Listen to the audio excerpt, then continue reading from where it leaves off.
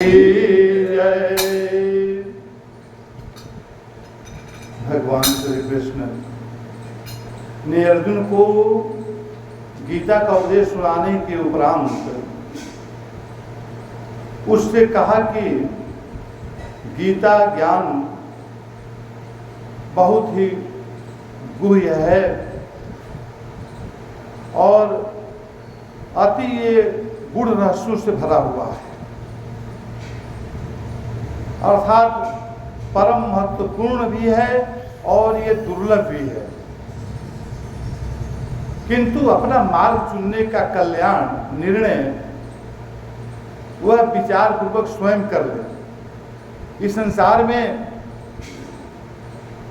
ज्ञान हम सद्गुरु के द्वारा प्राप्त करते हैं, लेकिन अपने जीवन में कर्म का मार्ग खुद ही स्वयं ही प्रशस्त करना पड़ता है। तो यहाँ पर अर्जुन को बताने जा रहे हैं कि ये निर्णय का विचार पूर्वक स्वयं तुम करो। उपदेश का उपसंहार करने पर भी भगवान श्री कृष्ण ने कहा कि हे अर्जुन, तू मेरा परम प्रिय है तथा अपनी सरलता के कारण परम गुह्य सब्जेक्ट उपदेश के अधिकारी है। मैं तेरे कल्याण के लिए समस्त गीतोपदेश का सारभूत तत्व पुनः कह रहा हूं। सारभूत तत्व, ये गीता करते करते भगवान श्री कृष्ण अब सार की बातें करने जा रहे हैं। अगर ये जैसे अर्जुन ने इस सार की बातों को ग्रहण करके अपने जीवन को, अपने कर्तव्य पद को चुना, अपने कर्म क्षेत्र में धर्म को स्थापित करके विजय प्राप्त किया, उसी तरह से हर मानव समाज इस सार तत्व को समझकर इस मानव जनों को प्राप्त करके अपने इस संसार के प्रति, समाज राष्ट्र के प्रति हम अपना कर्तव्य पालन करते हुए अपने शुभ कर्मों के द्वारा हम अपने मानव जन्म के जो हमारा लक्ष्य है मोक्ष की गति, उसे हम प्राप्त कर सकते हैं। उसके लिए बता रहे हैं, कहते हैं कि सार भूत तत्व पुनः कह रहा हूं। श्री कृष्ण अर्जुन को पुनः पुनः अपना इष्ट और प्रिय कहकर उसे आत्मीयता एवं अत्यंत समीपता का अभ्यास कराते हैं। उत्तम सद्गुरु शिष्य के साथ अभिन्न होकर, उसे एक होकर अपनी शिक्षण कुशलता का परिचय देते हैं, शिष्य को अपना बना लेते हैं। और भगवान श्री कृष्ण अध्यात्म मार्ग में एक गूढ़ रहस्यों का उद्घाटन करते हुए कहते हैं कि मनुष्य मन मंदिर में भगवान को विराजमान करके भगवान की भक्ति, यजन और नमस्कार द्वारा भगवान को प्राप्त कर लेता है। भगवान को जीवन रथ की बागडोर सौंपने पर भगवान स्वयं उसके योगक्षेम का वहन करते हैं तथा मनुष्य को कुछ भी चिंता नहीं करनी पड़ती। भगवान ही दुख की अत्यंतिक निवृत्ति करके अखंड आनंद प्रदान करने में समर्थ होते हैं। भगवान की अनन्य भक्ति भगवत प्राप्ति का प्रधान साधन है। सर्वशक्तिमान, सर्वसामर्थ्य और सर्व अंतर्यामी भगवान को अपना परम उपास्य, आश्रय, संरक्षक यानी माता पिता, स्वामी तथा सर्वस्व मानकर अपने मन मंदिर में प्रतिष्ठित करना, भगवान के प्रति पूर्णतः समर्पित होना, भगवान से प्रेरित होकर भगवान के लिए समस्त कर्म करना और कर्म एवं फल भी भगवान को ही समर्पित कर देना अनन्य भक्ति का स्वरूप है। इस सार तत्व भगवान श्री कृष्ण अर्जुन को बता रहे हैं। कहते हैं कि तुम अपने जीवन के हर कर्मों को तुम कर्ता मत बनो, तुम मुझे समर्पित कर दो और जो कर्म करते हो उस कर्म के फल भी जो होता है उस फल को भी समर्पित करो, तब तुम मुक्त हो जाओगे। लेकिन हम सब अज्ञानतावश जो भी कर्म करते हैं उस कर्म का कर्ता बन जाते हैं और उसके फल जो मिलता है वही दुख सुख का जीवन में कारण बन जाता है।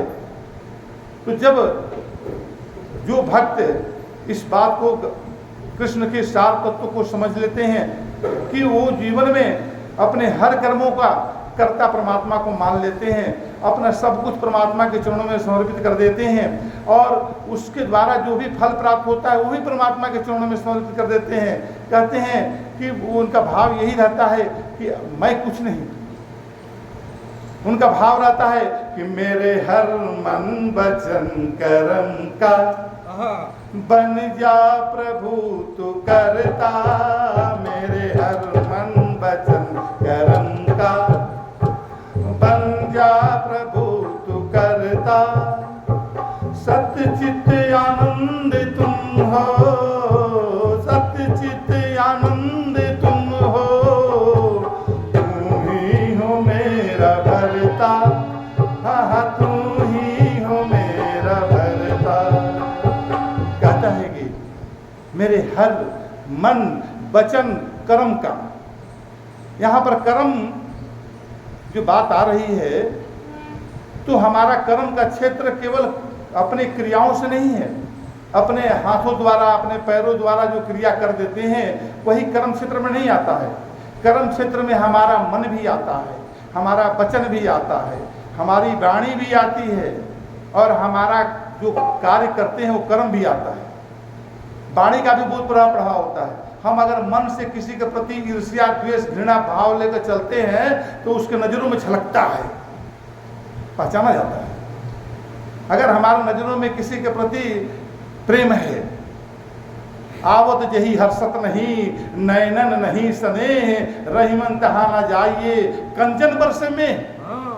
अगर सोना का भी बारिश हो रही है तो जहां पर आवत जही हर्षत नहीं, जो आते समय हर्ष नहीं उसके मन में होता है, उसके आंख बता देता है कि घृणा कर रहा है मेरे से, उसे दूर होने की कोशिश करो। और नयनन नहीं स्नेह, आंखों में नयनन में स्नेह झलकता है। तो इस तरह से जो घृणा है, जो द्वेष है, जो राग है, प्रेम है, ये सब हमारे मनोभाव में प्रदर्शित होता है, ये भी क्रिया रूप में आता है बंधन के कारण। और इसी तरह से वाणी, हम वाणी से भी ऐसा शब्द बोल देते हैं जो वाणी बहुत दूर तक जाती है और वो हमारे दिलों में बहुत बड़ा घाव कर जाती है।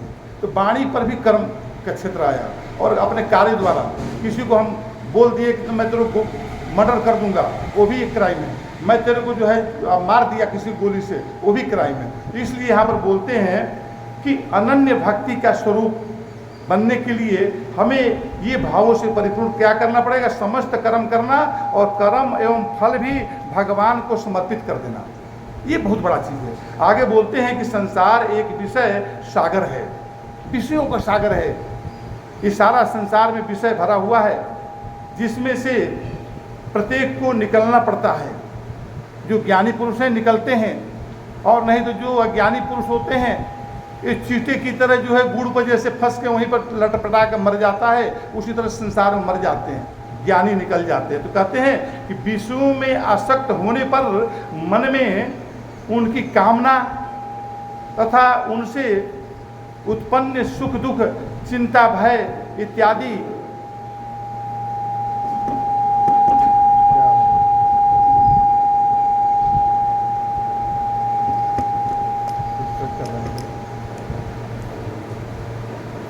तो बताते हैं। हेलो करिए, आप कर दिए।